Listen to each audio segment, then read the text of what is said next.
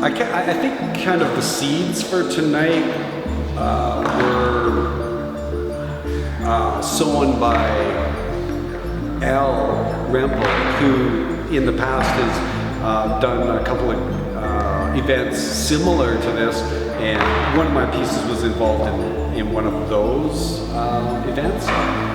From there, Al and Linda wanted to do something similar, but in the same vein, within this exhibit, and I just said, yes, let's do it. There is a concept called ekphrasis, which is writing about art, and it's poetry about art, whether it's paintings or sculpture. And I've been doing a few events like that. So this is kind of building off of that, but it's not completely ekphrasis art or an ekphratic experience, because some of the poems were what went into the art, and then some of the poems were written specifically for the pieces that are behind me. This is a lovely exhibit. It's very intricate, it's very thought-provoking, and as a poet myself, I'm absolutely entranced by the use of words. And Phil uses concrete and plaster of Paris and industrial things, but he infuses it with words, and poetic words, big words. That's so incredible. I think it's exceptional. I'm really pleased with this exhibit. I've known Phil for a while, and I know his work, and I really appreciate him. And I love this event because of the community nature of it and the interaction between artists, because I know what a great community member he is. So an event like this just captures his spirit as well. The fact that other artists are responding to his work and into conversation. I think that's just a perfect match for what he does. My wife has a dramatic flair, so she had the idea of making it nice and dark, and having spotlights and adding an element of music and sort of creating this flow of experience from the front to the back, and then finishing off with Phil's dramatic piece with just the candle. I certainly have to thank two of the most creative people in my life, and that would be my husband Al Rempel and of course Phil Morrison, who did this entire exhibit. We spent the whole summer discussing it and discussing ideas and poetry, and it was probably one of the most creative summers of my entire life. That's where the idea came from, good friends and just lots of discussions.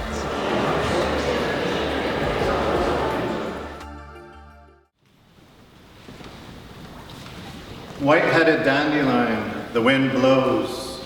All night into the geodesic morning, clever wind blows into the battens of sleep, blows into stupors, mercifully, mostly hidden. Protrusions of legs and ankles. The wind elbows resolve, peeling off love me not petals. Shifty wind blows underwear and swimsuits dry, blows patio umbrellas into the pool, swivels the seed points of starshine below our line of sight. Across town, they have spent the better part of the month digging a hole. Work, the measure of effort expended to find a footing. Concrete poured over elaborate, over geometric, over integral, over design and abstract and spine and skeleton. When we went there, we saw rebar, wrapped tight with wire, could smell the faint smell of playground and all the wet sand and mucking about. These towers they've built, so unevenly matched by the sky. We have rigged up a semblance of heaven here, satin Orkney chairs between the good book and the bottle, waited for the city to be finished. Good grass growing every which green, clever wind blow cottonwood fluff throughout the town. Better to have parachutes of ideas threaded on the wind by spinnerets. Better to have whirligigs stuck in the unmowed lawn. Oh, backyard tree, if we could perch so precarious, a bird.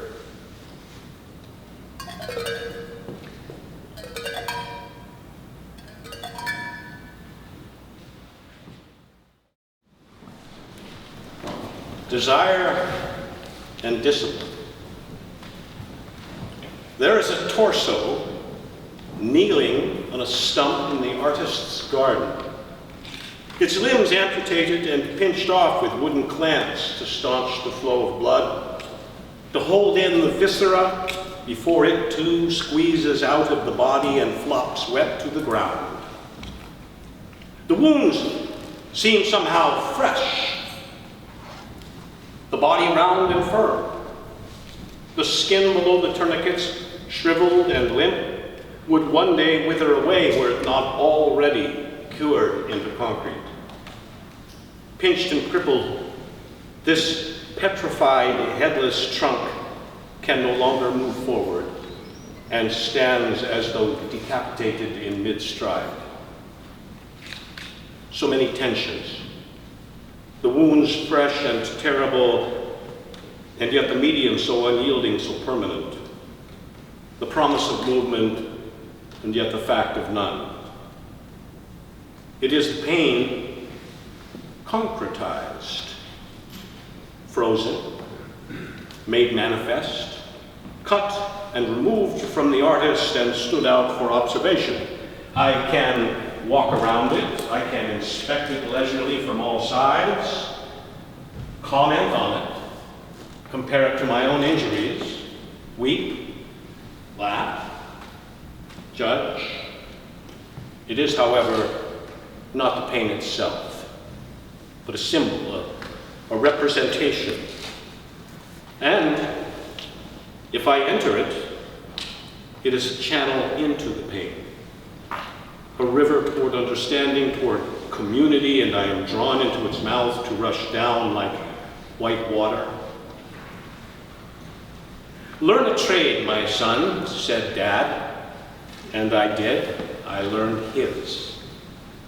Despite the better judgment of a 20-year-old who thought anything would be better than being a carpenter, who wanted to be an actor or a writer, but knew he had nothing to say at that tender young age. And I spent most of 35 years packing lumber in from the road, loading 2x12s up to the roof until my back went into spasm and never felt wholly right again, wheeling concrete up the driveway to an excavation because the truck couldn't navigate it and the pump's not available, working like a madman when the forms burst to save the poor, binding up 1,000 cuts from the ties and the wire, the knives and the hammers, the splinters and the stone. All those years with limbs tied off one by one, an arm, a leg, as the cement seeps into the skin, accumulates in the muscle, and stiffens until it hurts to reach beyond anything that is familiar. Till I wanted to amputate, cut it off, throw it away, apply a tourniquet to staunch the blood, until crippled and pinched, with a spirit held apart, high and far and lost, I couldn't understand what it meant to polish a wet slab by starlight, to share a cup of coffee with close friends as we wait for the backhoe to arrive and watch the mist rise out of the forest, the visible breath of God, and to ring our hammers like temple bells and give ourselves to work like priest to prayer. It is through art that I come to understand my soul is in the pain. It is everything that I am.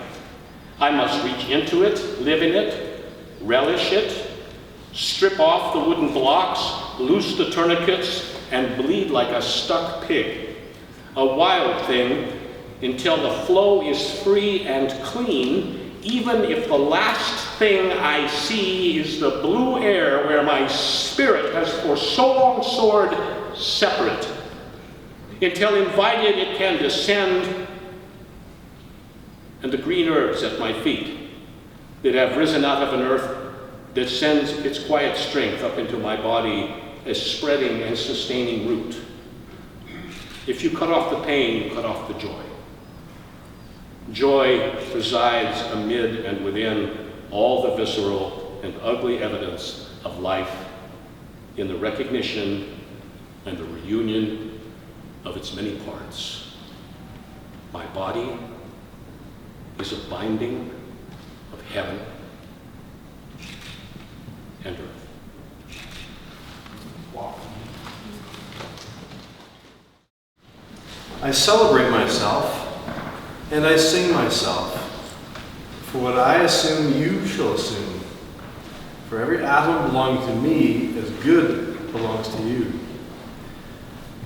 I lean, loaf, invite my soul. I lean and loaf my ease, observing a spear of summer grass. The smoke of my own breath echoes, ripples, buzzed whispers, love root, silk thread, crotch, and vine. My respiration and inspiration, the beating of my heart, the passing of blood and air through my lungs, the sniff of green leaves and dry leaves, and of the shore and dark-colored sea rocks and of hay in the barn. The sound of belched words of my voice loose to the eddies of the wind, a few light kisses, a few embraces, a reaching around of arms, the play of sunshine and shade on the trees as the supple boughs wag, the delight alone or in the rush of the streets, or along the fields and hillsides, the feeling of health, the full moon trill, the song of me rising from the bed and meeting the sun. Have you reckoned 1,000 acres much? Have you reckoned the earth much? Have you practiced so long to learn to read? Have you felt so proud to get at the meaning of poems?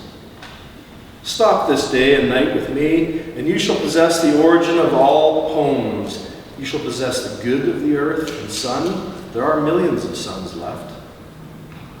You shall no longer take things at second or third hand, nor look through the eyes of the dead, nor feed on the specters in books. You shall not look through my eyes either, nor take things from me. You shall listen to all sides and filter them from yourself. This is my body wreathed, punctured in shiny words.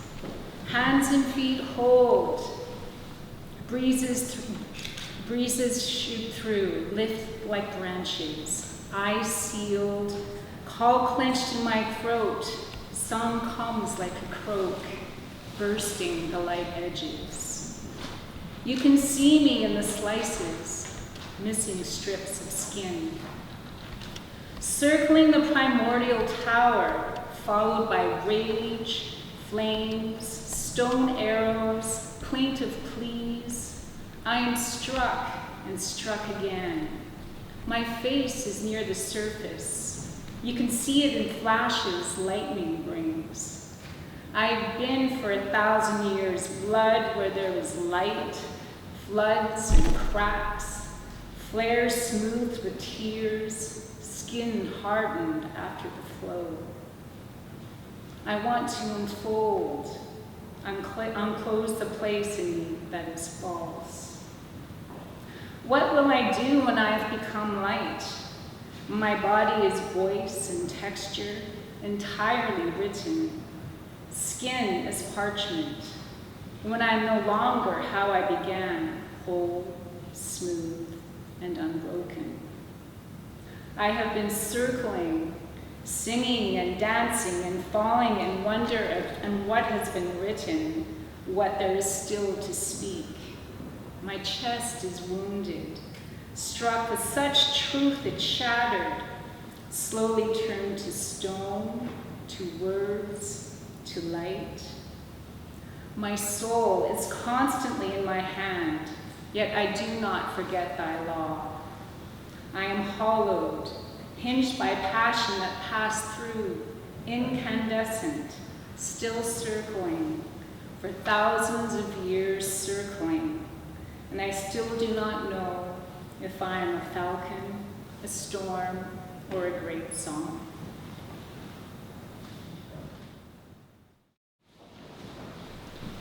There are so many stories untold, experiences, feelings, secreted away from the public eye, treasures we hold that brand hot, wounds sealed with salt to stop our light from bleeding out. But from across the room, a shining magnet I can't resist. A white sunrise in cream, pearl, ivory, clear as ice particles on a -30 day without clouds. I am captivated, wordlessly enslaved. Because women are the weaker sex. Because I was born on the poor side of town. She begs brightly with her nakedness, and my hand rises without hesitation to trace her hip, the smiling curve of her buttock, the relaxed length of her hamstring and back up. The absence of defensive language, a cacophony expanding out and off of her like the perfume of 1,000 gardenias. Because she is a teeming porcelain vase full of poems. Because it's cheaper to hire a woman for the job. She doesn't polish her words. Instead, chisels them raw into the scaffold on which she lives and dies. All of her mysteries, culture, oppressions, etched on the inside of her ribcage, skeletized. The bold light of each syllable, visible only through plugged portals created by overworked and tense shoulders, overtouched and betrayed hip bones. Because what happens behind closed doors is no one else's business. Because dreamers cannot be tamed. Sequestered stanzas harden into diamonds, stronger than my will to behave, and my manners falter despite being a woman, despite being an empathetic sister, understanding of her prone position, and I reach, like so many others, try to touch that trickle of fragrance, try to capture the essence of those hidden lines, nothing to slap my hand away, no dagger to cut off my assault. Because all the world's a stage. Because she asked for it. Her secret sonnet rises invisibly, a heady scent between us, curling into my subconscious like papal smoke. Velvet-tipped lines bruising my own soft petals, yet my hands linger. Palms become ears as she peels back the rules of my religion, screams my quiet turning aways, whitewashes all my neon needs. And I realize privilege is white. Because beauty is defined by the beholder. Because leading a horse to water is the easy part. And though she hides her true face in average and mediocre, within our encounter, she sighs her concrete message, and it reaches through and into me and wraps itself smoothly around my spine like an eggshell. The delicate pinging of my own chisel barely audible as it first starts to work. She sighs. If you have a dozen of any one beautiful thing, a dozen beautiful poems, a dozen beautiful gardenias, a dozen incredibly beautiful talents, a dozen burning embers of hope and promise only ever to sell but 10 of that dozen. She says to me, keep back something for the self. Keep some words so you can write your own poems to enlighten your dark.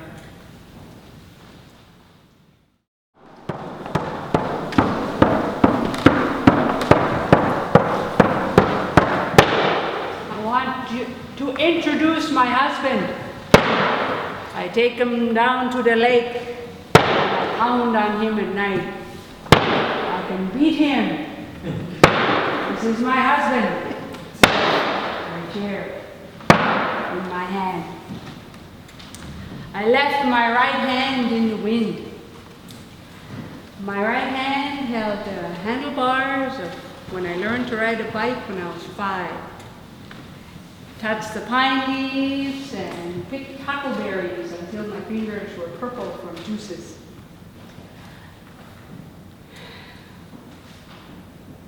In kindergarten, I slapped a girl for calling me a dirty Indian.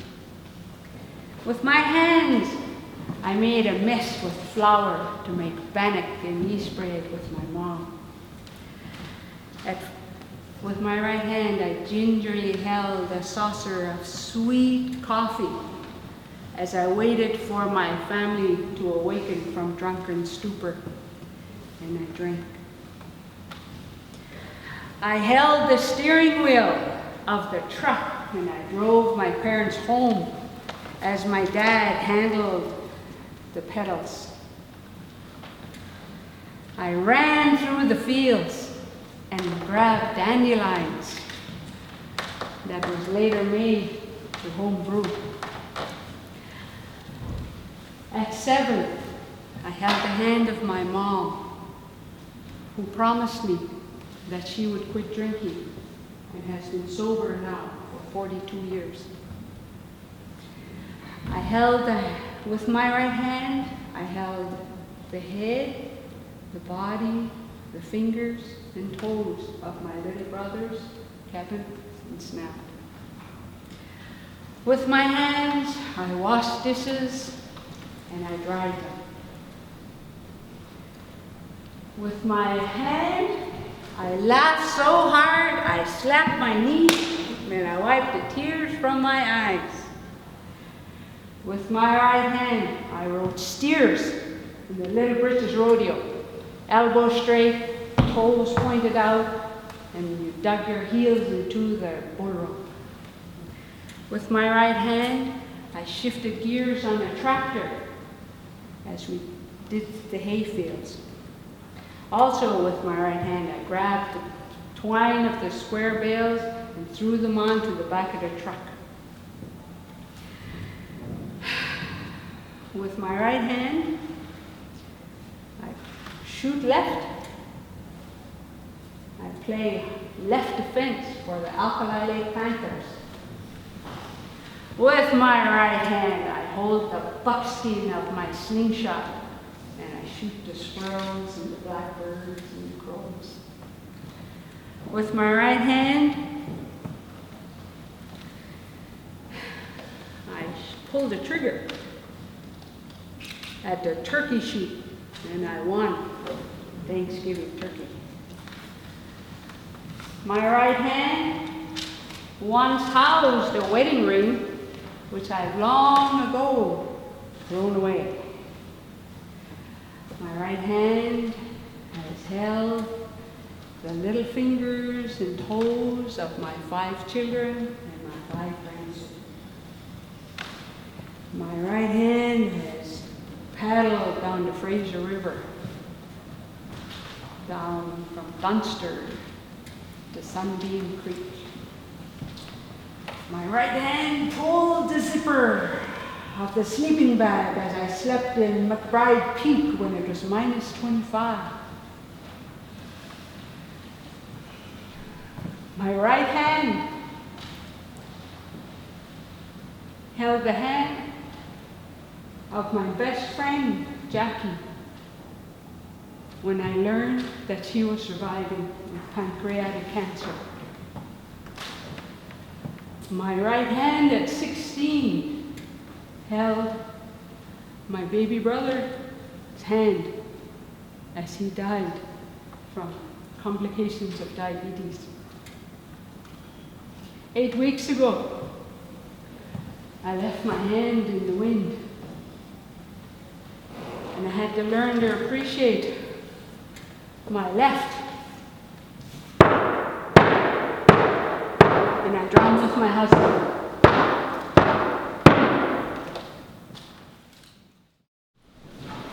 The force that through the grain fuse drives the flower, drives my green age, that blasts the roots of trees is my destroyer. And I am dumb to tell the crooked rose my youth is bent by the same wintry fever. The force that drives the water through the rocks drives my red blood, that dries the mouthing streams turns mine to wax. And I am dumb to mouth unto my veins how at the mountain spring the same mouth sucks. The hand that whirls the water in the pool stirs the quicksand that ropes the blowing wind, hauls my shroud sail. And I am dumb to tell the hanging man of how my clay is made the hangman's line. The lips of time leach to the fountainhead. Love drips and gathers, but the fallen blood shall calm her sores. And I am dumb to tell a weather's wind how time has ticked a heaven round the stars. And I am dumb to tell the lover's tune how at my sheet goes the same crooked worm.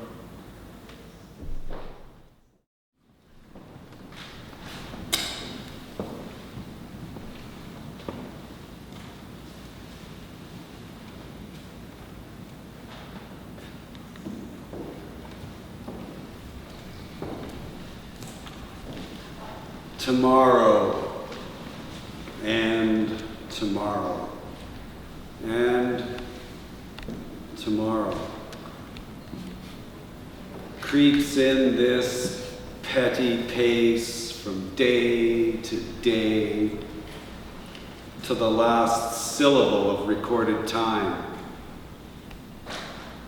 And all our yesterdays have lighted fools the way to dusty death. Out, out, brief candle. Life's but a walking shadow, a poor player that struts and frets his hour upon the stage and then is heard no more. It is a tale told by an idiot, full of sound and fury, signifying nothing.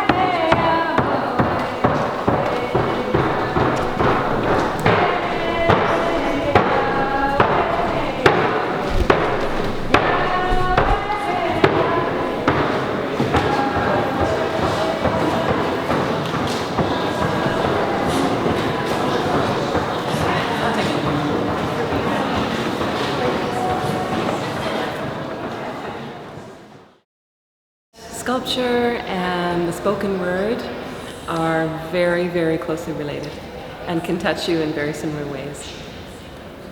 3D poetry.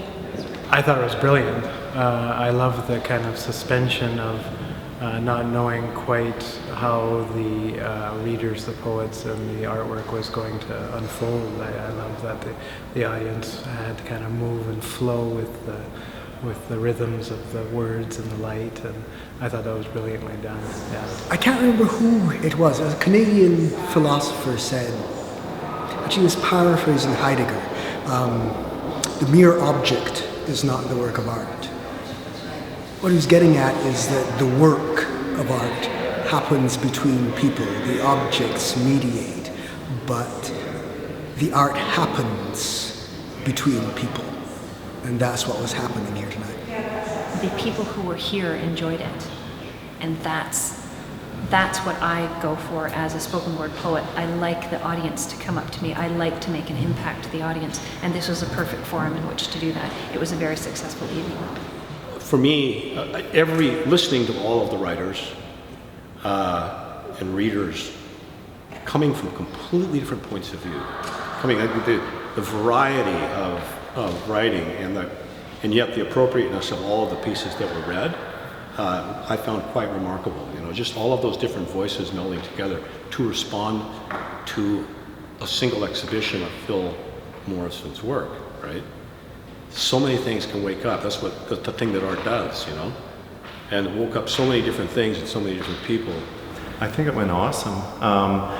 From the reactions that I got from people that came up and talked to me, I think it was very moving for them. I think that this is the way that a museum should be used.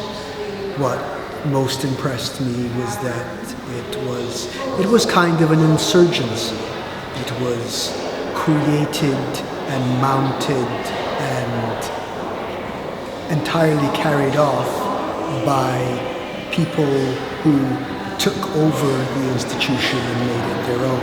Well, the truth is, I was nervous as hell to do my part, so I felt a bit detached. Oftentimes when people walk through the gallery, you don't know what's going through their mind, and to be fortunate enough for an artist or a poet to focus on a piece and then and flesh it out like that, and we get a chance to hear it. That was really cool. Maybe it'd just take a couple days for it to all seep in. I feel just grateful, really. I don't know.